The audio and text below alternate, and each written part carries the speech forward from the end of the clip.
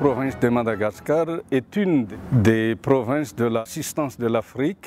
Actuellement, Madagascar a autour de 270 jésuites, dont la plupart sont des jeunes en formation. On peut la décrire du point de vue de sa mission. À partir de l'année dernière, 2011, on essaie de travailler en termes des champs apostoliques qu'on peut le regrouper en 6 champs importants. Le premier, c'est la formation, dont la formation des jeunes est une priorité fondamentale, première préoccupation de la province. À part cela, la formation des jeunes, c'est plutôt l'éducation des bases dans les collèges, dans les lycées, dans les écoles primaires. Troisième champ, c'est l'éducation supérieure et la formation professionnelle. Et ajouté à cela, le quatrième, c'est l'apostolat des exercices spirituels, dont l'ouverture du centre Saint-Jacques-Berthier-Biatbé à Dijon, nouvelle perspective. Les centres sociaux sont importants avec tous les domaines de la santé. Et dernier champ apostolique qui n'est pas le moins important, c'est le domaine pastoral d'évangélisation des paroisses et des districts missionnaires, ainsi que le domaine de la première évangélisation.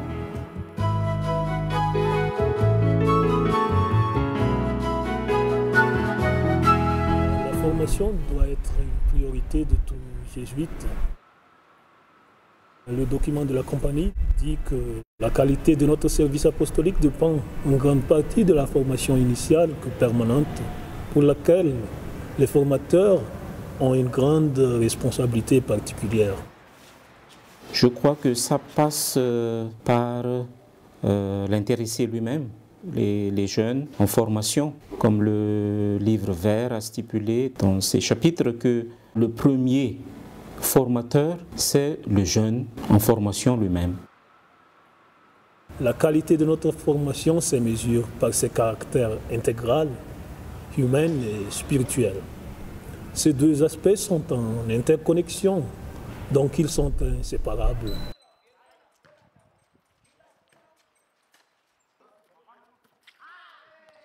Notre formation doit nous rendre aptes à faire face aux défis de notre mission, tant que locale qu'universelle. La province de Madagascar, depuis quelques années, a essayé de beaucoup faire en termes d'infrastructures et aussi dans l'amélioration de la qualité matérielle et support pédagogique. Par exemple, ici au Scholastica de Tsaramaswandro. J'affirme que notre ouverture à l'évolution du monde est vraiment importante et nécessaire.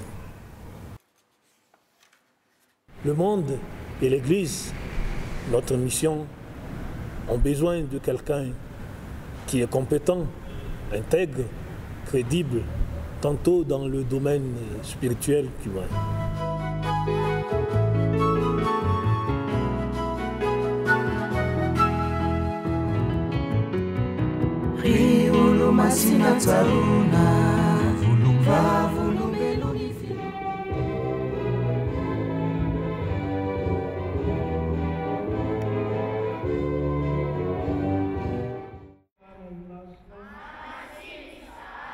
Ny eto amin'ny petit collège moa dia hoe ny mijoro, mizara, mifankatia zay toe-tsaina zay no hovolena amin'ireo ankizy ireo.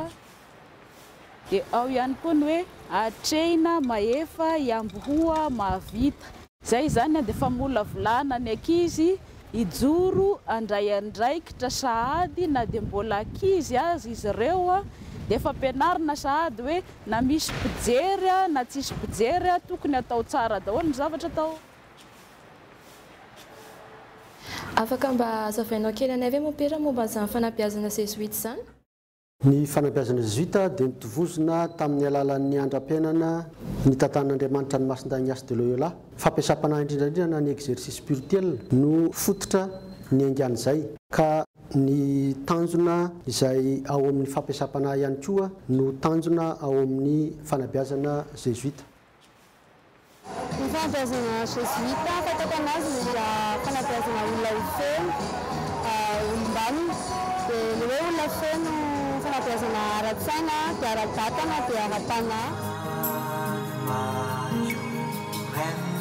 Je suis très satisfait. Pourquoi? Parce que cette éducation-là, c'est une éducation qui pense plutôt à l'homme dans toute son entité, et deuxièmement aussi, à une éducation aussi qui essaie de voir l'avenir et projette l'enfant dans son avenir, dans le futur. Et ça, vraiment, je pense qu'il n'y a que les Jésuites qui puissent faire ça.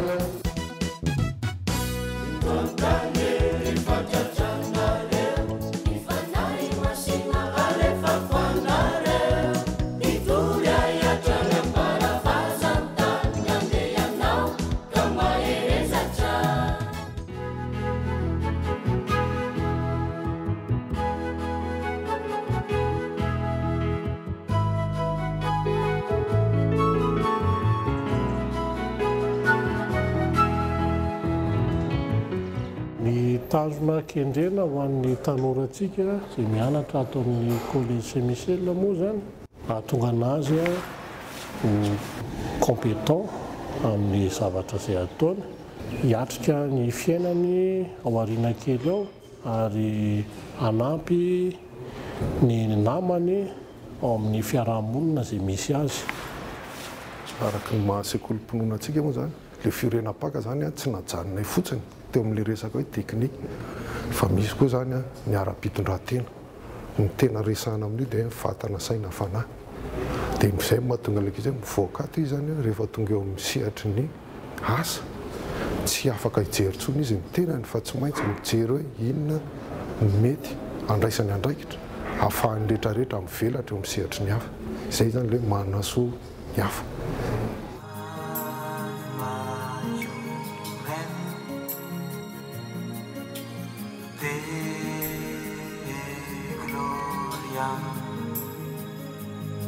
J'ai étudié ici et moi je trouve que ça m'a beaucoup aidé personnellement parce que je suis devenue plus sociable, plus responsable et plus dynamique, je crois. Comme moi j'aime bien le slogan Murpa Kanasoul, c'est-à-dire qu'être toujours disponible aux gens, toujours être là quand on en a besoin. Et aussi ça m'a fait personnellement comprendre que je ne suis pas seule. La qualité de l'éducation jésuite ne se mesure pas seulement à la qualité intellectuelle, mais à la qualité de l'engagement de la personne en question dans la société.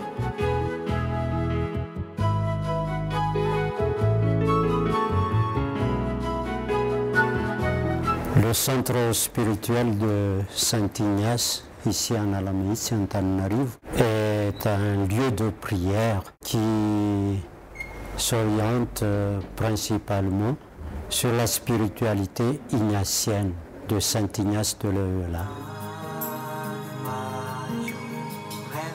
Centré sur les exercices spirituels, consistant à aider les gens, les personnes, à trouver Dieu en toutes choses, à prendre au sérieux la vie en relation avec Dieu et en conséquence aussi relation avec les autres personnes, avec le monde qui les entoure.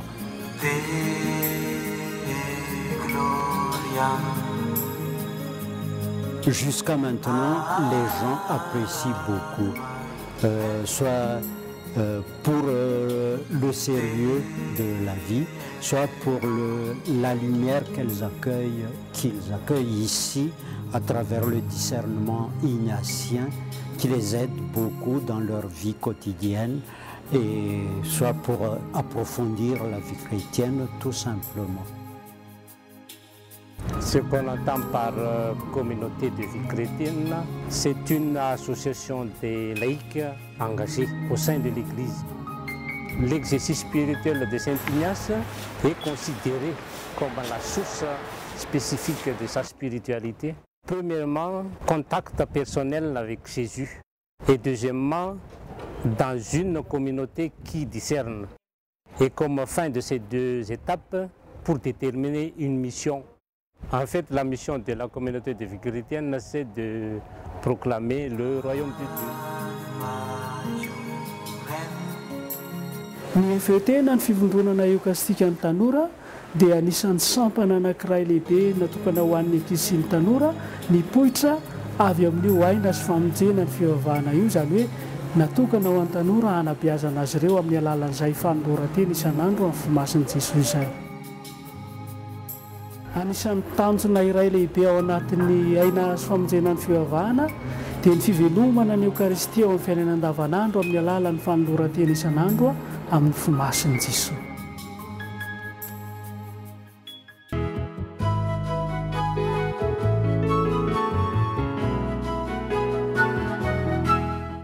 Il est urgent que la province jésuite de Madagascar s'investisse davantage dans l'apostolat social. Cet centre dans notre province coordonne l'apostolat social, la pastorale de la santé, bioéthique et lutte contre le VIH-Sida, la pastorale de la famille et l'éducation à la vie et à l'amour, la pastorale du monde ouvrier, les travailleurs de la zone franche et la pastorale du monde rural. L'apostolat social et écologique dans la province de Madagascar a pour objectif, sur le domaine pastoral, social et écologique, pastoral de la communication, le journal hebdomadaire La Croix ni Madagascar,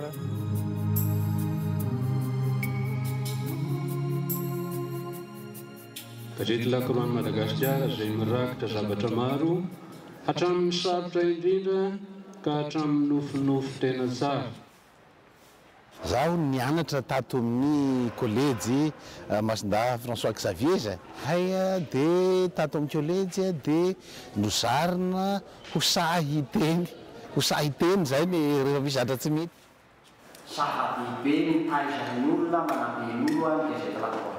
Hatramin'ny hoe krizy nisy faran'izay mafy teto amin'ny firenena dia natrehan'ny gazety La Croix Madagascar arizony maharitra hatramin'izao satria ny La Croix sy korosina ovenana ovena.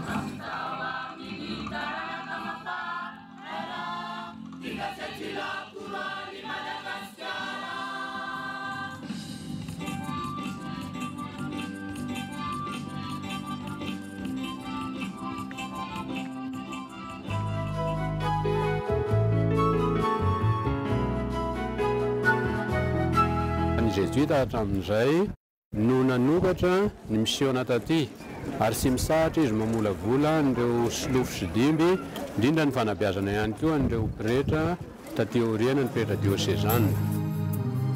Dia amin'ny mahampitondra moa dia hoe ianao no tompon'andraikitra voalohany ato amin'ny distrika mitarika anareo mpiara-miasa rehetra amin'ny fanatotosana an'izay hoe asa fitorinany vaovao mafaly zay.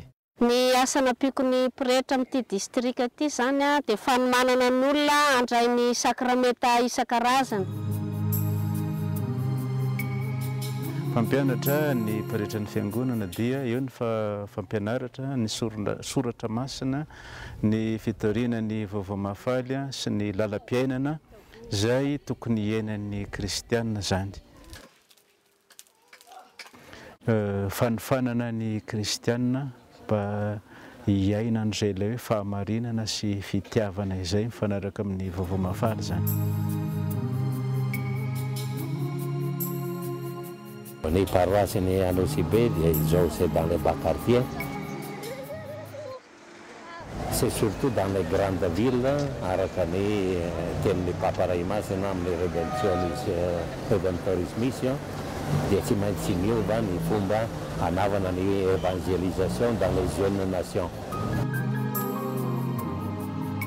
Ny paikady pastorale dia izao ny tarigeta c'est la pastorale de proximité. C'est le contact direct avec les gens indrindra ho an'ireo olona izay tsy hita tonga ao amin'ny paroisse. Donc ny tarigetako dia ny hoe ny bureau ny curé dia ny arabe. dia tiako ireto tsy tokony hiandry ny olona manatona azy fa izy no manatona ny olona indrindraindrindra izay tsy hita eo tonga ao amin'ny parasy 3 heures entre 5 heures et 8 heures du soir dia fitsidiana isa-tokantrano systématiquement dia na iza na mazoto na tsy mazoto. Ny andrasana amin'ny fikambanana jésuita zany dia mba ampiseho ny tena talentany izy ny tena charisme zany fa harena ho atao amin'ny diocèse ny fananana andreo fikambanana maro ireo.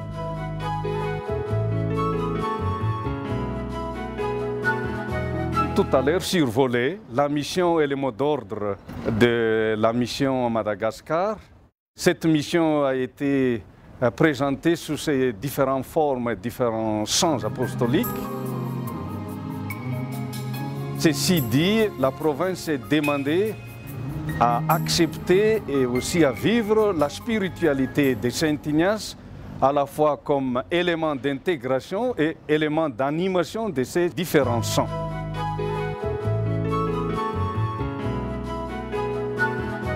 Et comme exemple et modèle personnel et de témoins de réussite et d'efforts dans ces missions, nous avons 2 grands représentants. Le premier, c'est Jean Béjim, dont nous célébrons le centenaire, fort dans sa mission à Madagascar. Et puis le deuxième représentant missionnaire exemplaire pour la province de Madagascar, c'est Jacques Berthieu. Et cette année, nous sommes en train de vivre la célébration de sa canonisation.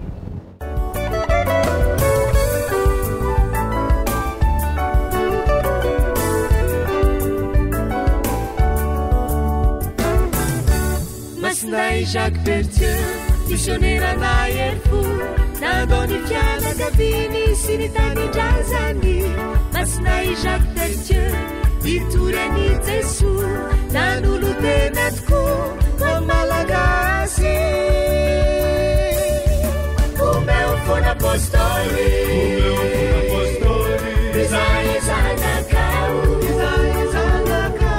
Anunia Cesar, natumbuka teti, amini nusina. Erezuizai, itanasi andala, ifnuna malina.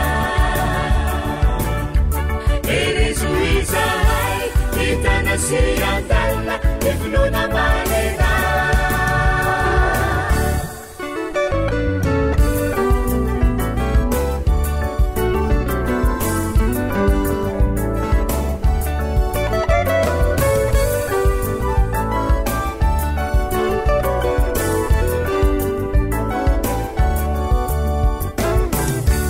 Masnai Jacques Berthieu, epretra na erfo, itety loasa, tsy nalala sasatra. Masnai Jacques Berthieu, nikoizana toko, amin'ny fanaovatso, namiramatra.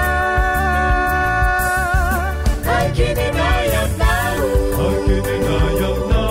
teno sy mamidai, andre sy fantrana, tsiratsirarini, andro sofeiza. Erezuizai, itanasi andala, ifnuna malina. Erezuizai, itanasi andala, ifnuna malina.